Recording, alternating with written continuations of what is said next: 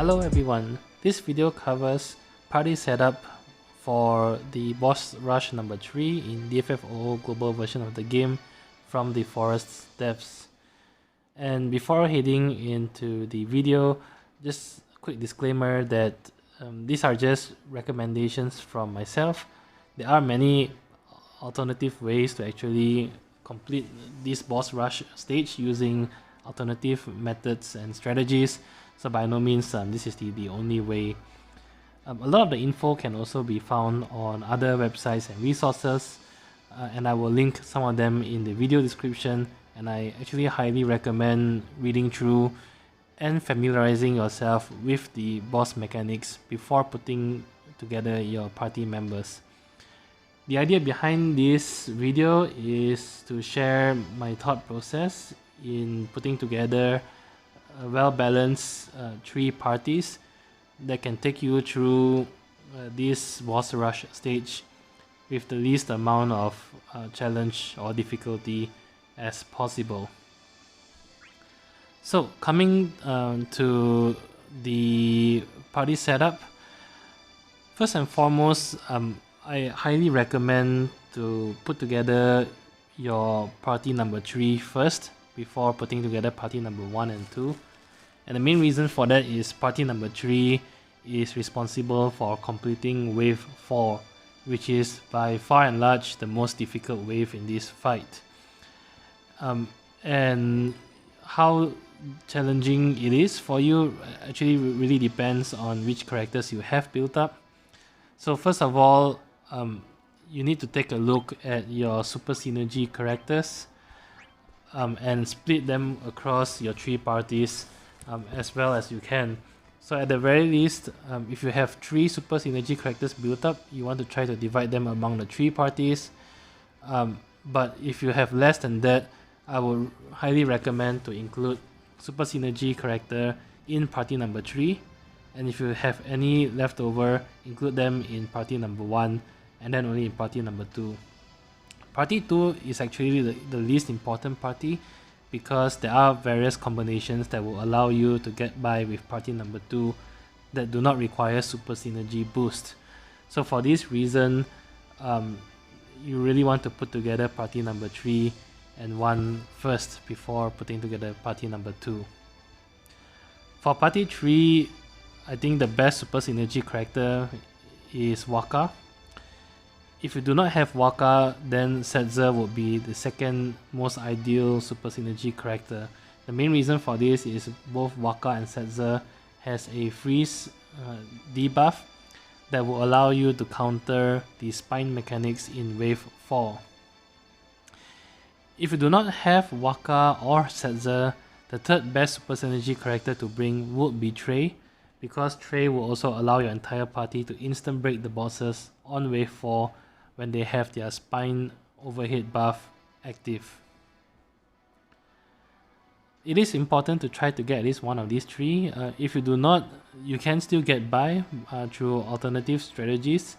Many people have done so, but I think having one of these 3 characters in your party for number 3 is probably the most straightforward way to overcome wave number 4. Assuming if you have either Waka or Setzer built, you can use either one for slot number 1. Either one should work.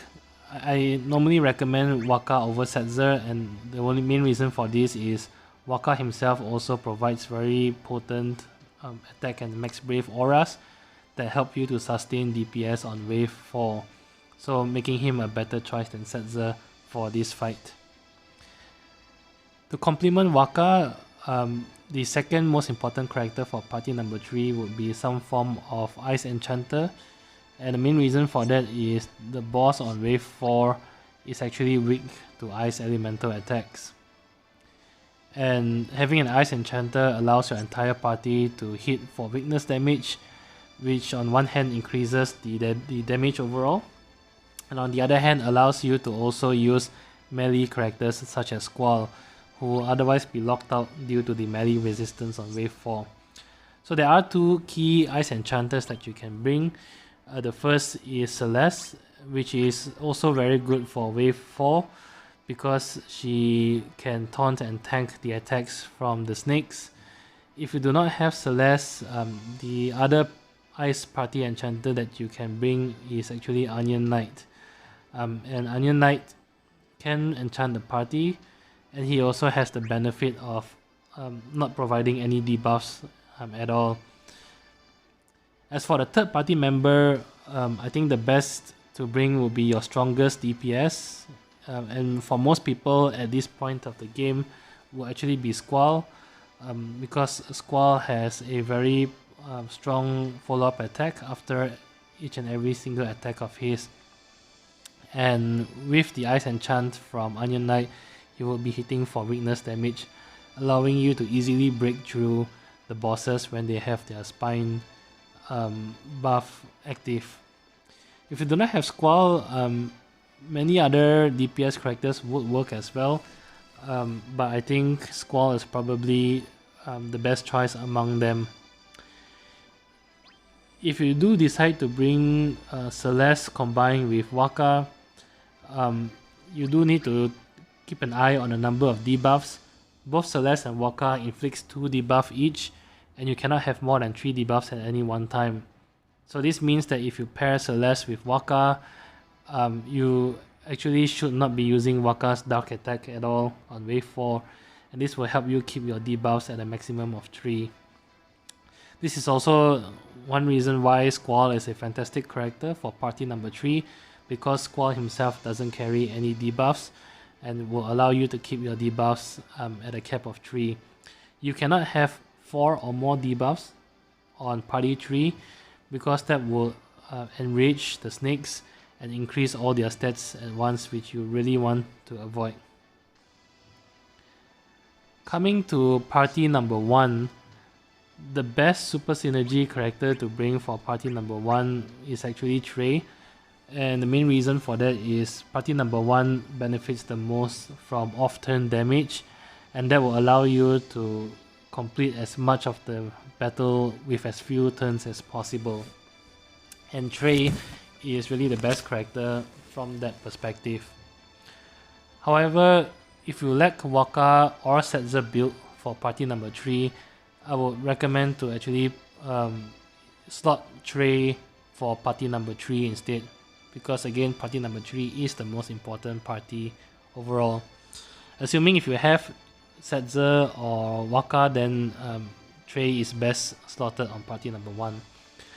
If you don't have Trey, I would recommend Charlotta as the next super synergy choice. I don't have her built up, so I don't use her for this boss rush. But if you have her built up, she's also a good choice besides Trey as your super synergy character. And if you lack Charlotta, you can consider Estola, or you can also consider not having super synergy for party number 1. But really, if you have Trey or Charlotta, they do very well in this party. Besides that, party number 1 excels if you have a lot of off-turn damage, and you also need some form of Brave or Break mitigation, because the beetles on wave 1 will KO you if they break you with their Blaze attack, because it allows them to follow up with an immediate HP attack. From that perspective, Gladio is a fantastic character to use for party number 1. He protects your entire party from breaks from the beetle, and he also carries off-turn damage, allowing you to pile on damage in between your character's turns. Besides Gladio, another good choice will also be Firion, and that's because Firion, first of all, has healing built into his kit, and he also has off-turn damage as well, in the form of his traps. Notably, if you give Firion HP healing passives from Brothers and Alexander summon board, Firion's second skill will heal himself for 50% HP and will actually help you to upkeep the Lufenia Orb on wave 2. So Firion is also another good choice for party number 1. Lastly, both Sarah and Paladin Cecile makes good choices to round off party number 1. Sarah, because she carries very potent attack auras and HP damage up. And Sarah also helps you to provide Brave Poison effects that helps you to upkeep the Lufenia Orb on wave number 1. This normally wouldn't be such an issue if you have Trey, because Trey also has a sap effect on his LD debuff. But if you are not using Trey, then Sarah is a fantastic choice to maintain the Lufenia Orb and allow your characters to hit for significant damage.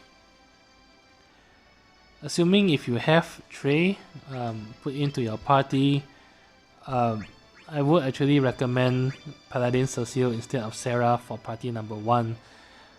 Because Paladin Cecile, while he also has very nice aura similar to Sarah, Paladin Cecile can at least overheal your party, which protects you from the Crust Disaster attack from wave 1. And he also has very potent healing on his LD, which helps you to upkeep the orb on wave 2. So lastly, coming to party number 2. Party number 2 should be the party that you build last. And first of all is really slotting whichever super synergy character you have left. So for example, after you've slotted Waka or Setzer or Trey in P1 and P3, I think whichever remaining one, so for example Ishtola would make a good super synergy character for party number 2.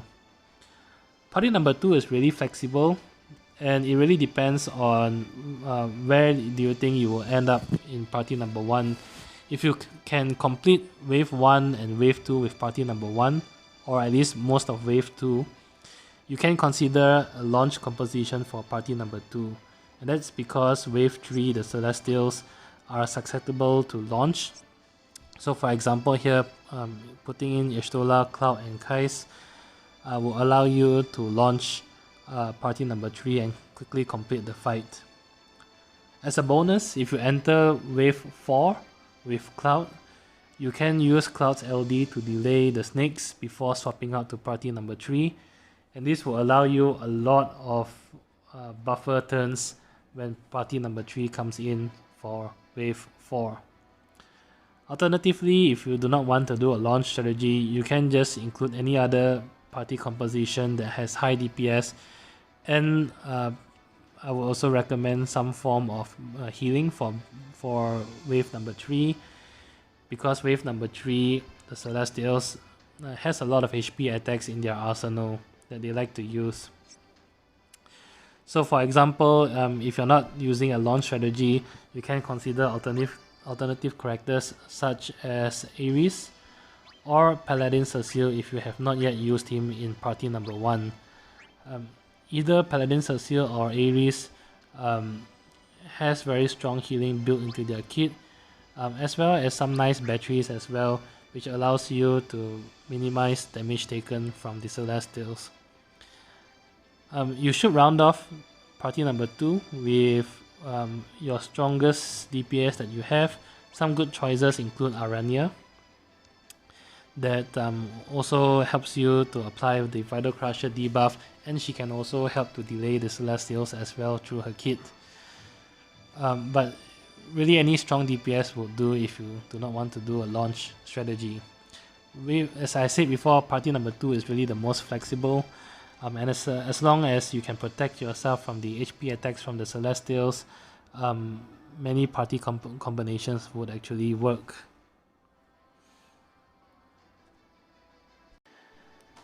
Once you put together your 3 parties, 1, 2 and 3, I would recommend to quickly have a quick glance over your 3 parties and see whether you need to make any adjustments, and compare them to the boss nodes in the fight to see whether they can handle all the mechanics that the bosses have.